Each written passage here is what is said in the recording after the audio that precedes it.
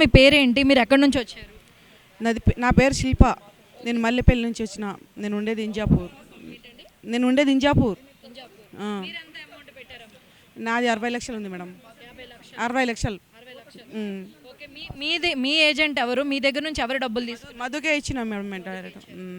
So ఇప్పుడు మరంటే మీరు ఎన్ని నెలలు మీకు వడ్డీ కరెక్ట్గా వచ్చింది? ఎంత డబ్బులు మీకు అందిని? మాకు వడ్డీ రాలేదు మేడం. మేము ఇచ్చినాం, అట్లా మునిగిపోయింది మాది. మేము ఒక నెల వడ్డీ కూడా తినలేము మేము. అంటే మీరు ఏ విధంగా డబ్బులు తేడం జరిగింది? అంటే ఏమైనా కుదవ పెట్టారు? లోన్ తీసుకున్నాం, హౌస్ మీద లోన్ తీసుకున్నాం. ఆ లోన్ కూడా అట్నే ఉంది. గోల్డ్ పెట్టినాం, గోల్డ్ కూడా అట్నే ఉంది.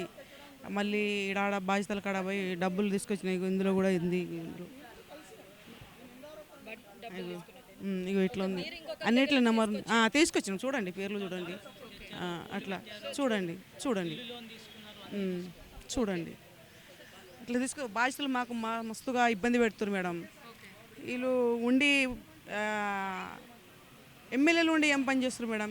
బాధ్యతలు అన్నీ చనిపోయిన తర్వాత డబ్బులు ఉంచి ఏం చేస్తారు?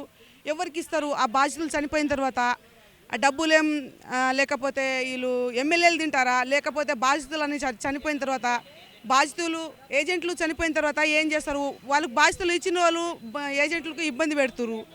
మరి అన్నీ చనిపోయారు కదా, మంగళి తింటుందా చనిపోయిన తర్వాత? మరి ఎమ్మెల్యేలు తింటారా? మరి ఎవరు తింటారు? మాకు బాధ్యతలకి నేమ్ చేస్తలేరు.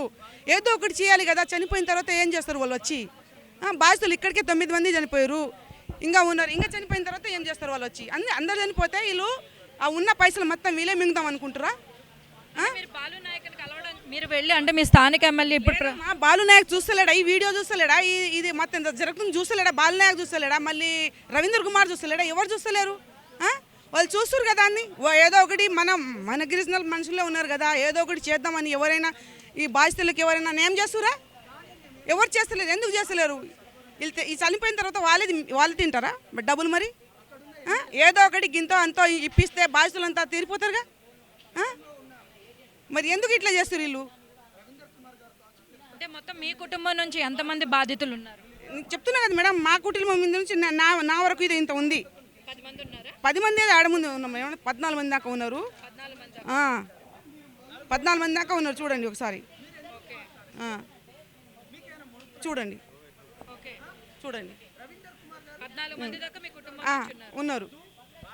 మరి వాళ్ళు మొత్తం వచ్చి మాకు గుంజుతున్నారు. మరి ఏం చేయాలి మేము? చనిపోయిన తర్వాత ఏం చేస్తారు? బాధ్యతలందరూ చనిపోవాలా? ఏదో ఒకటి నిర్ణయం చేయాలి కదా. చేసి ఏదో ఒకటి బాధ్యతలకు ఏదో ఒకటి చెప్పి ఏజెంట్లకు ఏదో ఒకటి చెప్పాలి.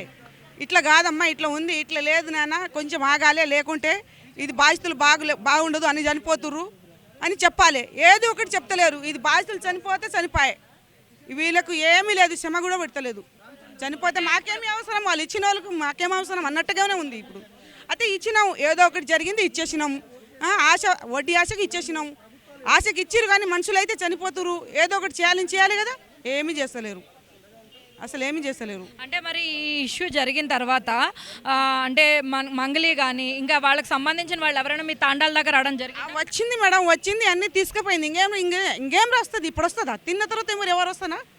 ఎవ్వరు రారు. ఇప్పుడు మొత్తం తీసుకుపోయింది, లాక్కుపోయి ఇంకా విల్లాస్ కట్టుకుంది, మళ్ళీ ఫ్లాట్లు తీసుకుంది. మళ్ళీ మాతోనే మాట్లాడుతుంది మేడం. ఊర్లో వచ్చింది, అందరు చూసి అందరితోనే మాట్లాడింది. నా ఒకతానితోనే చెప్తే బాగుంటుందా చెప్పండి? అందరితోనే వచ్చింది, అందరితో నుంచి న్యాయం కోరుకుంటున్నారా? లేదు అంటే ఇంకా ఎక్కడి నుంచి మంగళి మధు దగ్గర నుంచి, మంగళి దగ్గర నుంచి, మళ్ళీ కేసీఆర్ కూతురు పేరు ఏందో ఉంది,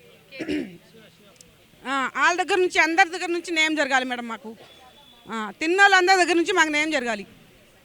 బాధితులు మొత్తం చనిపోతున్నారు. హార్ట్ ప్రాబ్లం వచ్చి మందు తాగి ఊరి వేసుకొని అందరు చనిపోతున్నారు. మరి చనిపోతే బాగుంటుందా? పాపం తగలదా? ఉసురు తగలదా? ఆ మధుకి మంగళికి ఉసురు తగలదా? వాళ్ళు బతకరు అసలు. వాళ్ళు శాపన ఇస్తారు, మాత్రం నాశనం అయిపోతారు. నేను చెప్తున్నా కదా. మధుని ఆల్రెడీ అరెస్ట్ చేశారు కదా, ఇంకా మిగిలిన వాళ్ళందరూ ఇంకా చిప్ప కూడా ఉండాలి ఆయనకు. ఎప్పుడైనా ఎన్ని టైంలో చిప్ప కూడా తింటాడు. బయటికి వెళ్ళినా కూడా చిప్ప కూడా తింటాడు. శాపన తగులుతా మాత్రం చిప్ప కూడా తింటాడు. ఎప్పుడైనా చూసుకో. ఇంట్లో కూడి తిన్నాడు, ఇంట్లో కూడి తిని బతకడు ఆయన. చిప్ప కూడా తినేది వస్తాడు ఆయన. నేను చెప్తున్నా కదా, చిప్ప కూడా తినేది వస్తాడు. అందరికీ ముంచుతుండు, కానీ ముంచిన పైసలు ఎప్పుడు ఉండవు. రెక్కల పైసలు ఉంటుంది. ఈ ప్రశ్న ఇట్లా చేసి ఇట్లా పడేసిన పైసలు ఉంటుంది కానీ ఈ సాపిన పైసలు ఎప్పుడు ఉండదు. ఆయన ఉండడు, ఆయన చనిపోతాడు తెలుసా. మేము సాపిన ఇచ్చిన పైసలు ఎప్పుడు ఉండవు. ఆయన బతకడు కూడా. ఎన్ని సాపనలు ఇస్తున్నాం, మాకు ఎన్ని బాధలు వస్తుంది, ఎన్ని కష్టాలు వస్తున్నాయి మాకు. ఎన్నిసార్లు తట్టుకోవాలి మేము? ఒక సంవత్సరం నుంచి తట్టుకుంటున్నాం బాధలు తట్టుకోలేక. ఈ ఒక్కొక్కరు మనుషులు ఒక్కొక్క మాటలు ఉంటుంటే ఆ బాధలు తట్టుకోలేకపోతున్నాం మేము తెలుసా. ఎన్నిసార్లు తట్టుకోవాలమ్మా మేము?